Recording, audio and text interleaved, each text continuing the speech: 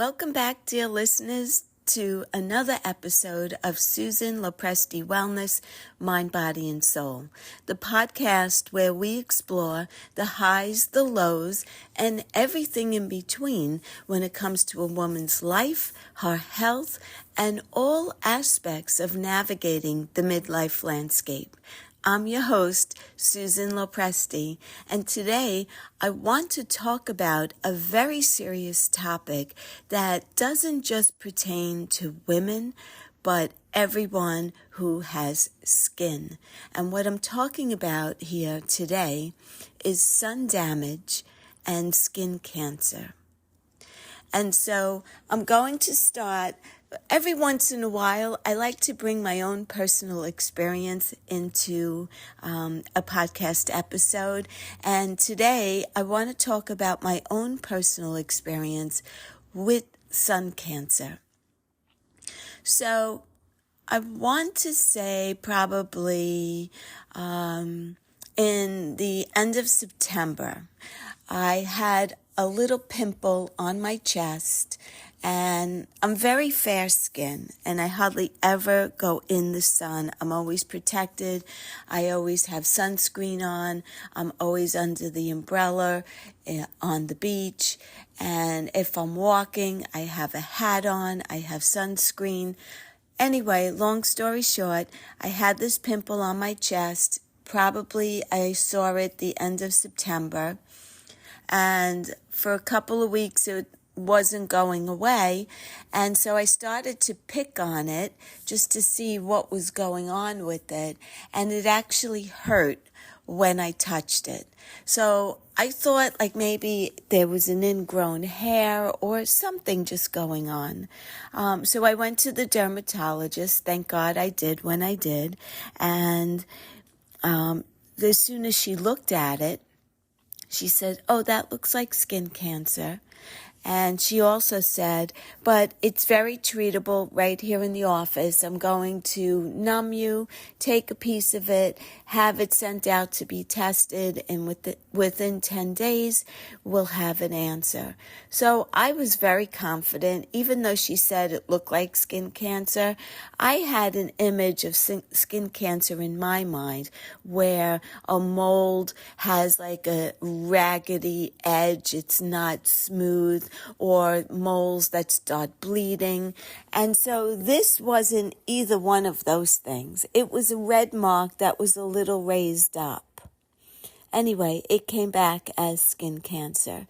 So I'm going on December 8th for a treatment where they're going to scrape it again and test the skin cells right in the office this time to see if it still tests positive. And if it does, then I have to go back again and continue to do that until it tests negative. But I want to talk to you today about the danger of the sun. And it's such a catch-22, honestly, because, vitamin D is such a vital vitamin that we need to have in order to really thrive in a healthy way. And yet, we get it from the sun, right? Mostly that's the true way that we want to get it, from the sun. And then this catch-22 is that it's very dangerous to be in the sun and get sunburn. And when you're fair, like I am, even though I'm Italian and most of my family is very dark olive skin, I was lucky enough to come out with the whitest skin and light-colored eyes. And also, I used to have light-colored hair. So the sun and I really don't get along too well together. But I realized, when I was a kid back in the 70s, we would go to the beach with baby oil and iodine. Oh my God. And I would come home crispy red, literally crispy red. But I would say in my very early 20s, I finally just realized I'm never going to have a tan.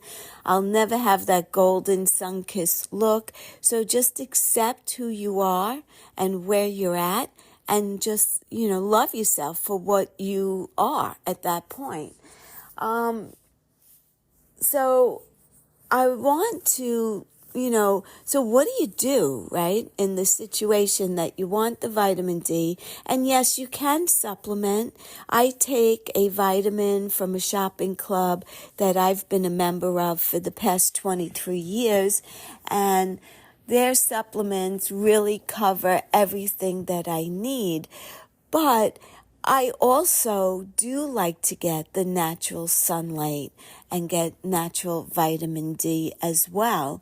So my recommendation really to you is, if you want to get into the sun, you need to do it first thing in the morning when the sun is rising, or you need to do it when the sun is setting. Or right before it's setting, like an hour before it's setting. Let's say you go take a walk, your hour walk. That's perfect. And you won't be wearing sunscreen, because that would also defeat the purpose of getting natural vitamin D. But you also don't want to be spending a whole lot of time in the sun.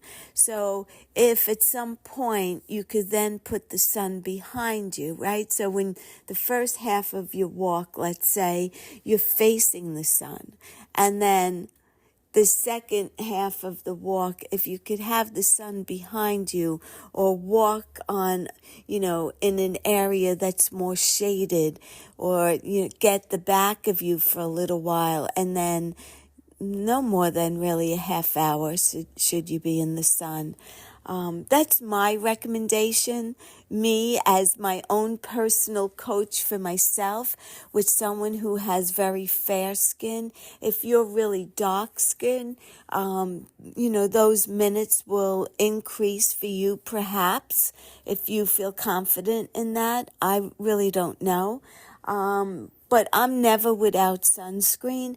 And the other thing that I want to talk to you in regards to sunscreen is that it needs to be a sunscreen that doesn't have a lot of chemicals in it. And so again, I buy my sunscreen from a shopping club that I've been a member of for 23 years, and it's a safer product than anything that you would find in a drugstore, in a Rite Aid, or any store like that, or a supermarket. So, if you have to use sunscreen, you want to have the minimal amount of toxic chemicals, and use something that's safer for your skin and your body and your health. So you could always reach out and ask me about that. I'm happy to share. But I just want you, and I know it's winter time, and if you're in the Northeast, you're not getting that strong sun that you do during the summer, but it doesn't matter. Don't kid yourself. Don't fool yourself into thinking because it's winter, the sun is not that strong. It is still strong. I remember being a kid, and I went skiing in Vermont. Obviously, it was winter time. I got the most intense sunburn on the slopes, because what people were telling me was that the sun reflects off the snow, and I was really getting an intense sunburn. I almost felt like I was going to start blistering. That's how bad the sunburn was, and it was in December. So, no matter what, you have to be careful. I would say by the time I was 20 years old, I finally realized I am not like everyone else. I do not tan. Give it up. Give it a rest. You're not doing yourself any benefit at all by burning yourself so that then you could get a tan. It's ridiculous and stupid and not worth it. So, and then of course I tried some self-tanners, but when you're super fair, you're orangey looking. And that was years ago, and maybe they're perfected now, but I don't bother with any of that stuff. I am who I am. Love me or leave me. What could I tell you, right? So on that note, I just want to say thank you so much for listening. I appreciate each and every one of you. And what I also want to suggest is that if you listen to one of my episodes and it resonates with you, that with someone that you know, and say, wow, that person would really benefit from listening to this episode, it would benefit me so much if you would share it with them, because I really want to get my message out to as many people as possible about staying healthy and just simple, easy ways that we could change our lifestyle, that just little tweaks in what we do could make an enormous difference in how we look and how we feel and how well we age. We're all getting older. It's granted. We have to accept it.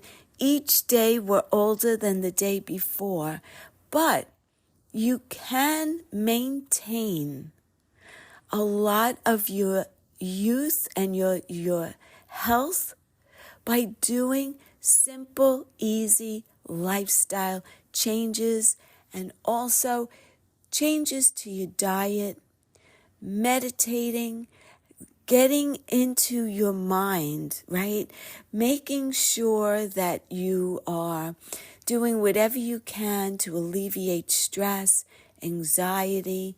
You're meditating, practicing yoga, maybe qigong, tai chi, whatever you enjoy doing. Walking can be a meditative state as well.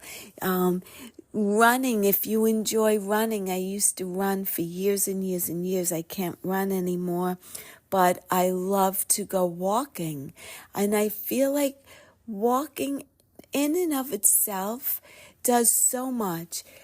I live in a beautiful neighborhood, and no matter what the season is, it's absolutely beautiful here.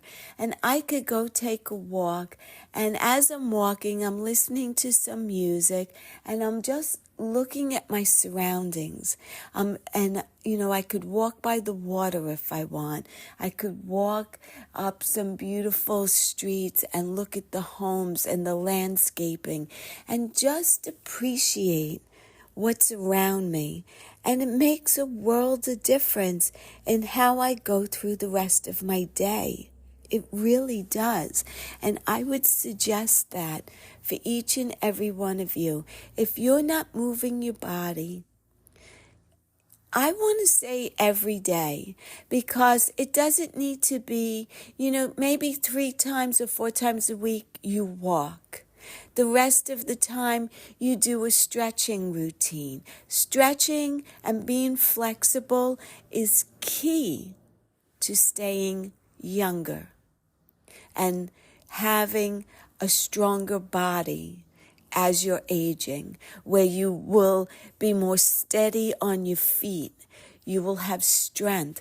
We need to continue to exercise all of our muscles. If we don't use them, we will lose them, and then we will be shit out of luck, quite honestly, as we're getting older.